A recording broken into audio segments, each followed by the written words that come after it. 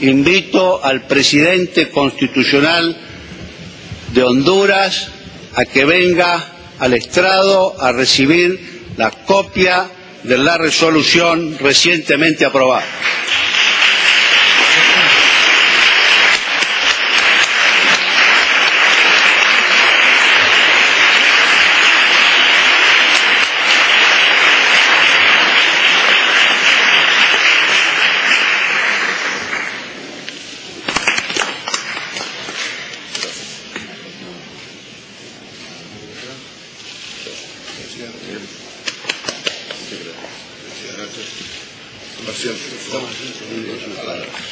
Muy bien.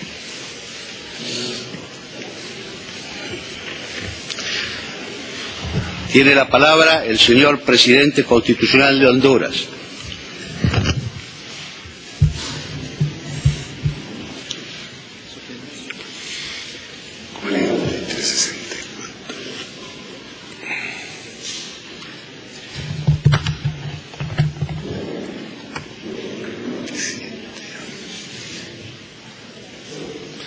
Hace 55 años,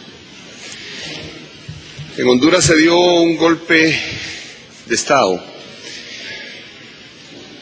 también promovido por sectores políticos, pero utilizando de instrumento a las Fuerzas Armadas, en el cual murieron muchas personas el mismo día del golpe de Estado. Era el gobierno de Ramón Villeda Morales.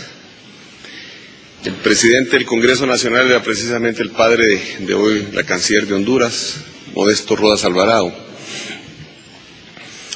Y se produjo una ruptura terrible para la historia de Honduras y de América Latina.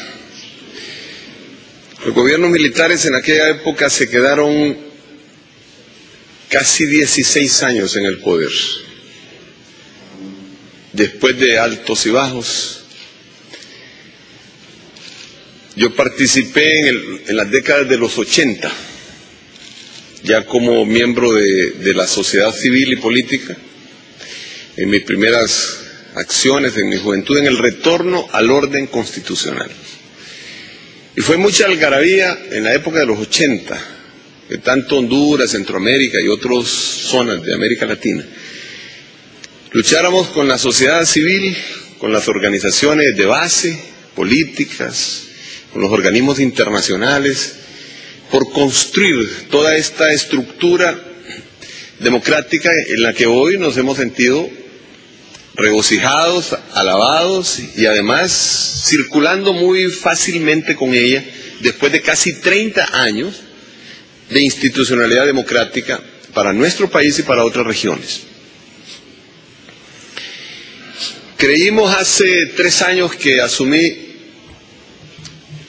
la presidencia del gobierno que me honro en presidir, que mi función era darle ya la calidad a la democracia, perfeccionarla, mejorarla. Ese fue mi afán en estos 3 años y medio. Mayor libertad. La democracia, como su palabra lo dice, de origen griego, demos, pueblo, cracia, poder. Es el poder del pueblo. Entonces, en la medida en que el pueblo se empodera, lógicamente habrá más transparencia. Los que gobiernan deberán rendir cuentas. Y los que asumen la clase gobernante del país deberán de temerle, porque ellos son los dueños del poder, el pueblo. Y el pueblo es una masa pues que no se personaliza, sino que es casi anónima en el sentido de la votación, cuando es secreta. Y tiene la fuerza del pueblo de poner presidentes, también de quitar presidentes, o diputados, o alcaldes, en las diferentes organizaciones del sistema democrático. ¿En qué están luchando hoy los pueblos de América? Eso lo siento y lo vivo todos los días. Y los pueblos del mundo.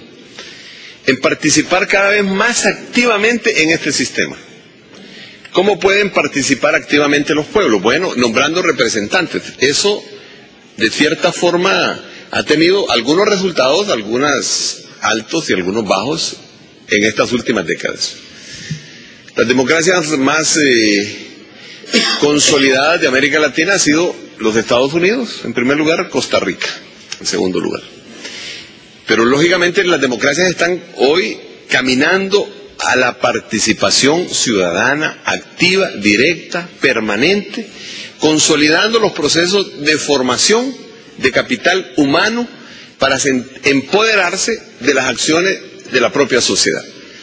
Roque Dalton, un poeta precisamente salvadoreño, decía que el problema de las leyes de nuestras sociedades es que las hacen los poderosos a favor de ellos y que los pobres no participan en acción de las leyes. Que el día que los pobres participaran en las leyes iba lógicamente a disminuir la pobreza y a empezar un mundo de mayor equidad. Esa es la participación ciudadana que los pueblos quieren. Yo empecé a practicar este proceso de participación ciudadana desde que llegué al gobierno, porque en mi eslogan de campaña, querido canciller y querido secretario, yo nominé a mi campaña con el nombre de Poder Ciudadano, empoderar al ciudadano cada vez de más fuerza. Y la primera ley que aprobé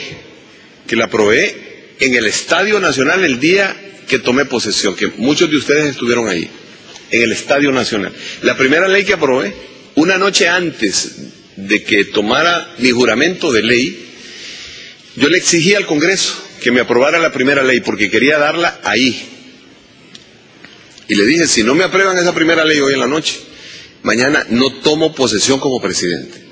Es cierto, la mutilaron esa noche, la cambiaron, pero le dejaron el artículo que nos interesaba, que era el artículo de autorizar las consultas permanentes al pueblo en cosas de su interés. Y se aprobó, y me la entregó el que hoy es un presidente golpista, como la primera ley de participación ciudadana de Honduras, donde le permite al pueblo solicitar ser consultado.